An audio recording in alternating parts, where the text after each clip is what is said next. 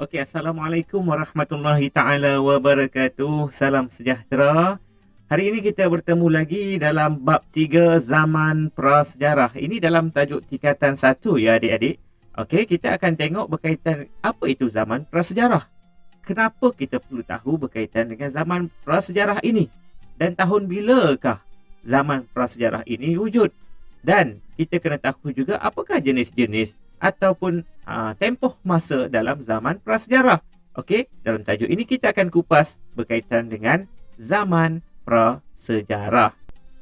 Okey, ini adalah apa yang kita akan lihat dalam tajuk ini, iaitu pertama kita akan lihat apakah itu maksud zaman prasejarah, kemudian lokasi zaman prasejarah di dunia, kemudian ciri-ciri kehidupan zaman prasejarah, kesinambungan sumbangan zaman prasejarah kepada tamadun kehidupan manusia, dan last sekali adalah zaman prasejarah di negara kita Malaysia.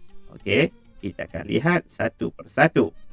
Mula-mula kita lihat apakah itu maksud zaman prasejarah. Okey, kalau ikutkan zaman prasejarah ini adalah zaman sebelum manusia mengetahui dan mengenali tulisan. Maksudnya manusia tidak lagi ada sistem tulisan. Dan zaman ini boleh dibahagikan kepada dua, iaitu zaman batu dan juga zaman logam. So, pembahagiannya ada dua. Pertama, zaman batu. Yang kedua adalah zaman logam. Zaman batu. Zaman batu ini kalau kita lihat adalah yang mana penggunaan teknologi batu dalam kehidupan harian. Maksudnya, manusia hanya menggunakan batu sebagai alat untuk memastikan mereka boleh meneruskan kehidupan, dan terbahagi kepada 3 tahap zaman batu, iaitu zaman Paleolitik, zaman Mesolitik dan zaman Neolitik. Okey, zaman Paleolitik adalah zaman batu lama, Mesolitik zaman batu pertengahan dan Neolitik adalah zaman batu baru. Okey, kalau kita tengok zaman Paleolitik itu menggunakan teknologi batu serba ringkas. Maksudnya batu macam mana dia ambil, begitulah dia gunakan tanpa ada apa-apa perubahan. Dan mereka menggunakan peralatan daripada batu dan tulang sahaja. Okey. Kedua adalah zaman Mesolitik. Zaman Mesolitik, mereka ada cara hidup yang semakin berkembang hebat. Cuaca zaman ini tidaklah terlalu sejuk. Maksudnya, cuacanya adalah sedikit panas. Dan kegiatan yang mereka gunakan adalah memburu dan menangkap ikan. Okey, zaman Neolitik pula, zaman Neolitik ini adalah menunjukkan tahap perkembangan teknologi yang mana corak kehidupannya lebih baik. Okey, dan pada zaman ini sudah wujud kawasan pertempatan yang mengamalkan aktiviti bercucuk tanam, membuat tembikar dan menternak binatang. Maksudnya di sini mereka sudah hidup menetap. Zaman Mesolitik, zaman Paleolitik, mereka tidak lagi menetap. Maksudnya mereka berpindah randah.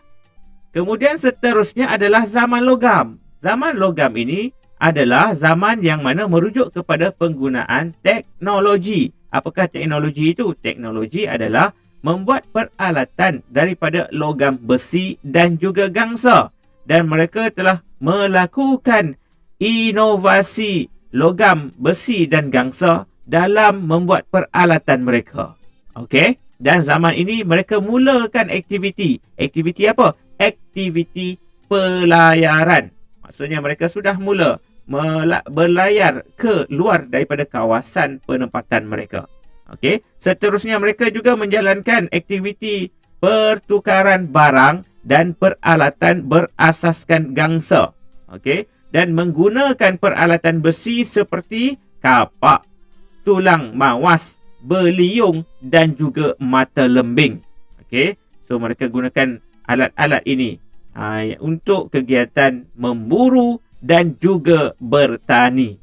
So zaman logam ini senang, iaitu mereka sudah menggunakan besi dan juga gangsa.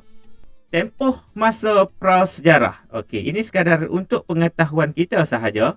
Okey, zaman Paleolitik 2.5 juta sehingga 8,000 sebelum Masihi. Mesolitik 12,000 tahun yang lalu sehingga 4,000 tahun sebelum Masihi. Zaman Neolitik 10,000 sehingga 2,000 sebelum Masihi. Zaman Logam 3,500 sebelum Masihi sehingga 500 sebelum Masihi. So kalau kita tambah dengan selepas Masihi, tambahlah dengan 2021.